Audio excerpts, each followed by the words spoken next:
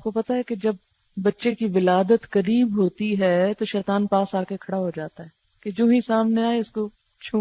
اور یہ جو بچہ روتا ہے نا، اس کی وجہ حدیث میں یہ بتائے گی کہ شیطان اس کو ٹھونگا مارتا ہے. ڈاکٹرز جو کہتے ہیں کہتے رہیں، لیکن حدیث میں جو بتایا گیا وہ یہی ہے کہ شیطان اس کو آ کے تکلیف دیتا ہے، اس وقت سے پیچھے پڑ جاتا ہے انسان کے.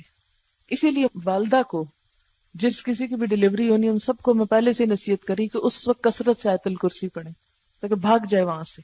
اگر آپ اس حالت میں کنڈیشن میں نہ ہو پڑھنے کی تو جو آپ کے پاس کھڑے ان کو کہیں کہ پڑھیں.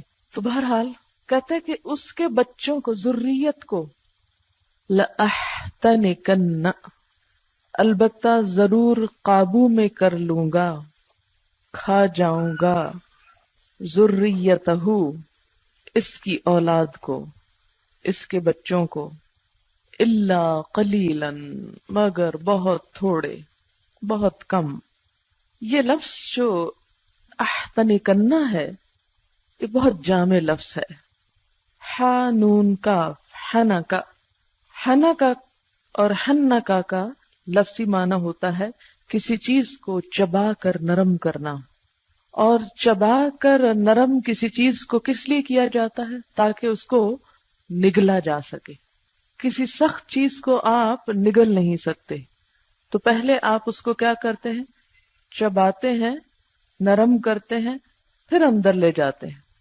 شیطان نے بھی کیا کہا کہ میں کیا کروں گا، اس کو کھا جاؤں گا. اب یہ کھانا محاورتی معنی ہے، لفظی معنی نہیں ہے. اسی طرح تحنیک کہتے ہیں نا، گھٹی کو گھٹی نہیں دیتے بچوں کو، اس کو تحنیک بولتے ہیں. اور پھر ہونے کا اور ہن کا سبھی بچے کو مہذب بنانا.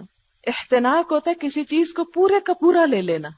اچھا، آپ نے گھٹی کے بارے میں بھی سنا ہوگا، جب بچہ پیدا ہوتا ہے تو اس کو گھٹی دی جاتی ہے. نبی صلی اللہ علیہ وسلم کے پاس بچے لائے جاتے تھے، آپ کھجور کو چبا کر نرم کر کے تو ان کے تالو میں لگاتے تھے، چٹاتے تھے. اور اس کا بھی کہا جاتا ہے کہ جو شخص گھٹی دیتا ہے اس کے اثرات ہوتے ہیں بچے کے اوپر. ہوتا یہ کہ بچہ بالکل ایک ان ٹچ نئی چیز ہوتا ہے نا، تو جو پہلے ہاتھ اس کو لگتے ہیں، جو اس کے زبان کے اندر یا جسم کے اندر انسان کے انگوٹھے سے یا انگلی سے جو ریز جاتی ہیں وہ اس کی شخصیت پہ اثر انداز ہوتی ہیں. اسی لیے کہتے ہیں کہ نیک شخص سے ہمیشہ یا اچھے خصلت انسان سے پہلا ہاتھ لگوانا چاہیے تاکہ اچھائی جذب ہو انسان کے اندر. تو اس نے کیا کہا شیطان نے کہ میں اس کو گھٹی دے دوں گا، پیدا ہوتے ہی اپنے ہاتھ لگا دوں گا. یعنی یہ لفظی تفسیر ہے، اب لفظی پہ مت جائیں، یہ صرف میں اس کی گہرائی تک پہنچنے کے لیے آپ کو یہ بات کر رہی ہوں کہ اتنے تو شاید انتظار میں آپ کے ماں باپ بھی نہ تھے جتنا شیطان تھا. آپ کے ماں باپ نے کوئی پلاننگ نہیں کی ہوگی کہ بچہ آئے گا پہلے اس کے ساتھ کیا کریں گے ہم.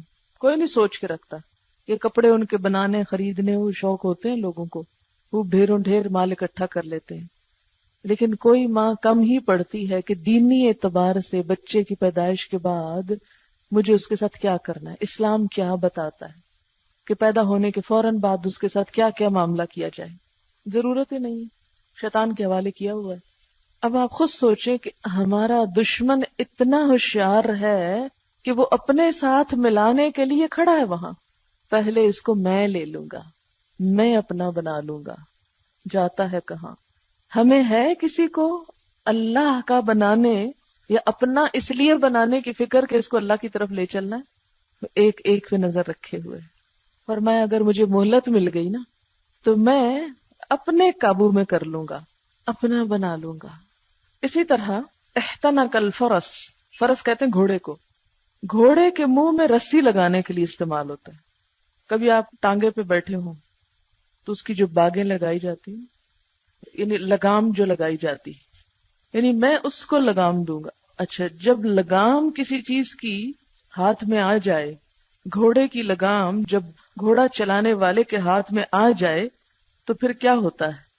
وہ اس کو پوری طرح اپنے قابو میں کر لیتا ہے، پوری طرح اپنے قبضے میں کر لیتا ہے.